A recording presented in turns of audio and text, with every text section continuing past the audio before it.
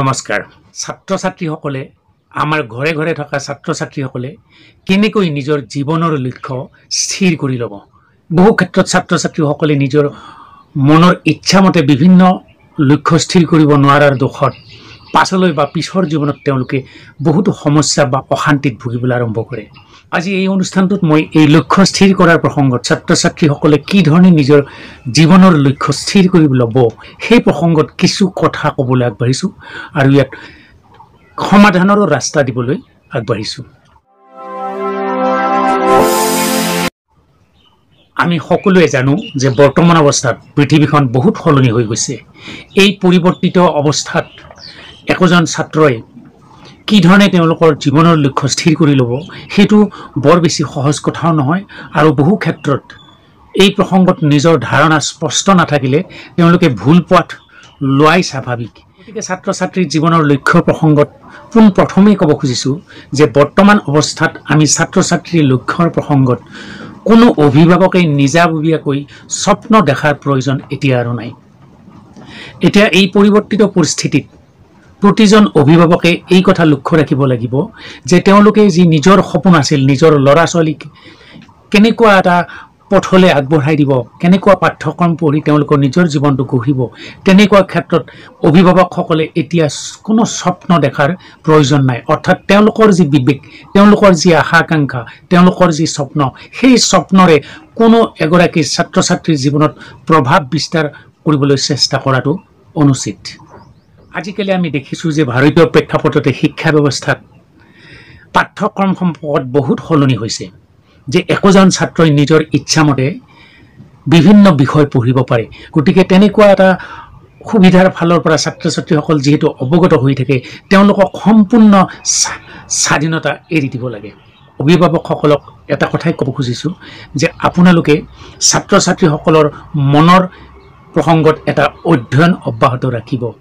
তেওঁলোকে আচলতে কোনবোৰ বিষয়ত সন্মোহন প্ৰকাশ কৰে সেই প্ৰসংগত আপোনালোকে পৰ্যবেক্ষণ ৰখাটো অতি জৰুৰী। কিন্তু আপোনাৰ যিটো স্বপ্ন, আপোনাৰ ল'ৰা ছোৱালী যি হোৱা আপুনি বিচাৰি আছে, সেইমতে কেতিয়াও আপুনি অগ্ৰসৰ নহ'ব। যিটো বিষয়ত একোজন ছাত্ৰই নিজৰ মনোযোগ ৰাপ দেখুৱাই সেই বিষয়টোত তেওঁ কিমান আগুৱাব পাৰে তেনেকুৱা ধৰণৰ এটা পৰ্যবেক্ষণ ৰখাটো অতি জৰুৰী।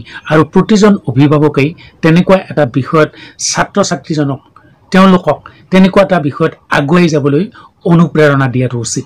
কিন্তু অভিভাৱকসকলৰ এই ক্ষেত্ৰত এটা দায়িত্ব আছে যে ছাত্ৰ ছাত্ৰীসকলে সকলো সময়তে তেওঁলোক পৰিণত অৱস্থাত নাথাকে, তেওঁলোক বহু ক্ষেত্ৰত ইমেচিউৰ থাকে, তেওঁলোকে কেতিয়াবা কিছুমান ধাৰণাৰ প্ৰতি সংপৃক্ত হৈ সেই সন্মোহনৰ প্ৰতি থাকে, তেনেকুৱা এটা কথাও হ'ব পাৰে। গতিকে অভিভাৱকে সেই বিষয়ত অৰ্থাৎ ছাত্ৰ ছাত্ৰীসকলে যি বিষয়ত সন্মোহন প্ৰকাশ কৰিছে সেই বিষয়ত নিজাববীয়াকৈ এটা পৰ্যবেক্ষণ কৰিব লাগে যে এই বিষয়টোত মোৰ ল'ৰা ছোৱালীয়ে আগবাঢ়ি যাব খুজিছে, এই বিষয়টোৰনো ভৱিষ্যত কি, এই বিষয়টোৰ পৰানো ল'ৰা ছোৱালীয়ে নিজৰ জীৱনটো কেনেকৈ গঢ়িব পাৰিব, তেনেকুৱা কিছুমান কথা আছুতীয়াকৈ অৰ্থাৎ নিজৰ ল'ৰা ছোৱালী ছাত্ৰ ছাত্ৰীৰ লগত আলোচনা নকৰাকৈ নিজাববীয়াকৈ এটা পৰ্যবেক্ষণ কৰিব লাগে। আৰু যেতিয়া অভিভাৱকে এই পৰ্যবেক্ষণত কৃতকাৰ্য হ'ব, দেখিব যে ছাত্ৰ ছাত্ৰীয়ে তেওঁৰ নিজৰ সন্তানে নিজৰ ল'ৰা ছোৱালী ঠিক বিষয় এটাই বাছনি কৰি লৈছে, তেতিয়াহ'লে তেওঁ সম্পূৰ্ণৰূপে সেই ছাত্ৰ ছাত্ৰীসকলক সম্পূৰ্ণৰূপে স্বাধীনতা দি সেই দিশত আগবাঢ়ি যাবলৈ ক'ব লাগে। আজিকালি ছাত্ৰ ছাত্ৰীসকল অভিভাৱকতকৈ বহু ক্ষেত্ৰত আগবঢ়া।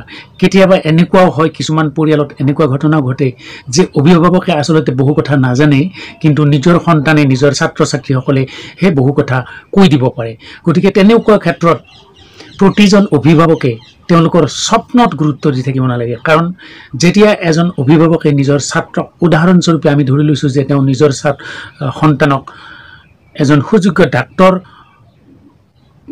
হ'বলৈ ইচ্ছা প্ৰকাশ কৰিছে বা তেওঁ সপোন দেখিছে, তেনেকুৱা হয়তো তেওঁ নাপাবও পাৰে জীৱনত। কাৰণ ছাত্ৰ ছাত্ৰীয়ে সেই চিকিৎসা বিজ্ঞানৰ লাইনটো বা চিকিৎসা বিজ্ঞানৰ ফালে ছাত্ৰ ছাত্ৰী বেছি সন্মোহিত বা আকৰ্ষিত নহ'বও পাৰে। কিন্তু সেই বুলিয়ে যে আপোনাৰ সন্তানে যে চিকিৎসা বিজ্ঞানৰ ফালে নগ'ল তাৰ কাৰণে আপোনাৰ মনত কোনো অসন্তুষ্টিও থাকিব নালাগে, আৰু সেই অসন্তুষ্টি আপোনাৰ সন্তানৰ প্ৰতি কেতিয়াও কোনো কাৰণত প্ৰকাশ কৰাটো অনুচিত। অৰ্থাৎ এই ছাত্ৰ ছাত্ৰীসকলক নিজৰ যিটো বিবেচনা আৰু নিজৰ যিটো সন্মোহন আৰু নিজৰ যি পাৰদৰ্শিতা, সেইমতে যদি আগবাঢ়িবলৈ দিয়া হয়, নিশ্চয় সেই সন্তানে, সেই ছাত্ৰ ছাত্ৰীয়ে সেই বিশেষ বিষয়ত অতি সুন্দৰ আৰু অতি কৃতকাৰ্য হোৱা এটা স্তৰত তেওঁলোকে ফলাফল দেখুৱাবলৈ সমৰ্থ হ'ব। এই প্ৰসংগতে ক'ব খুজিছোঁ, আজিকালি আমাৰ এই শিক্ষা জগতো হৈছে এক ধৰণৰ প্ৰতিযোগিতামূলক। ব্যক্তিগত উদ্যোগতে হওক বা চৰকাৰী পক্ষতে হওক, বিভিন্ন স্থানত আমাৰ গোটেই দেশখনৰ বিভিন্ন স্থানত বিভিন্ন অনুষ্ঠান প্ৰতিষ্ঠান স্থাপন কৰা হৈছে। গতিকে প্ৰতিযোগিতাৰ কাৰণে এই অনুষ্ঠান প্ৰতিষ্ঠানৰ মুৰব্বীসকলে ছাত্ৰ ছাত্ৰীসকলক এটা টাৰ্গেট কৰি লয় আৰু তেওঁলোকে প্ৰথমে অভিভাৱকসকলক মোটিভেট কৰিবলৈ চেষ্টা কৰে। গতিকে তেনেকুৱা এটা পৰিস্থিতি আমাৰ শিক্ষা জগতত ঘটি আছে। গতিকে দেখা যায় যে কিছুমান অভিভাৱকে যেতিয়া কিছুমান অনুষ্ঠানৰ ফালৰ পৰা নিজাববীয়াকৈ কৰা যোগাযোগ যেতিয়া অভিভাৱকসকলে তাক বিবেচনা কৰে আৰু নিজৰ ল'ৰা বা নিজৰ সন্তানক ক'বলৈ চেষ্টা কৰে যে এই অনুষ্ঠানটো বহুত ভাল, এই অনুষ্ঠানত তুমি পঢ়াটো ভাল হ'ব নেকি, তেনেকুৱা এটা কথালৈ যোৱাটো প্ৰতিজন অভিভাৱকৰ কাৰণে এটা বৰ হানিকৰ কাম হ'ব।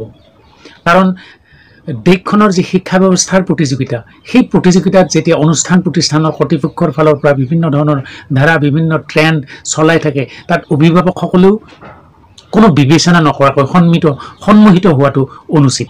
আৰু তেনেকুৱা এটা ফালৰ পৰা যদি ছাত্ৰ ছাত্ৰীসকলক প্ৰভাৱিত কৰিবলৈ লোৱা হয়, তেতিয়া ছাত্ৰ ছাত্ৰীসকলে কেতিয়াও নিজে এটা ভাল ফল দেখুৱাব নোৱাৰে। এইখিনি কথাই আজি অনুষ্ঠানটোত আপোনালোকক কৈছোঁ। নিজৰ জীৱনৰ লক্ষ্য স্থিৰ কৰা প্ৰসংগত সকলো ছাত্ৰ ছাত্ৰীয়ে একোটা স্বাধীনতা উপভোগ কৰক। অভিভাৱকসকলে ইয়াত কোনো ধৰণৰ ব্যাঘাত বা কোনো ধৰণৰ তেওঁলোকৰ মতামত দি তেওঁলোকৰ চিন্তাত ব্যাঘাত নজন্মাওক, তেনেকুৱা ধৰণৰ আশা কৰি আজিৰ এই অনুষ্ঠানটো ইমানতে সামৰিছোঁ। আশা ৰাখিছোঁ পৰৱৰ্তী অনুষ্ঠানত এই শিক্ষা জগতৰ বিভিন্ন সুবিধা বিভিন্ন সমস্যাৰ প্ৰসংগত পাৰিবাৰিক জীৱনৰ এনেকুৱা ধৰণৰ সিদ্ধান্ত লোৱা মুহূৰ্তৰ কিছু চেনজিটিভ কিছুমান চিন্তাৰ প্ৰসংগত আৰু অনুষ্ঠান ৰাখিম।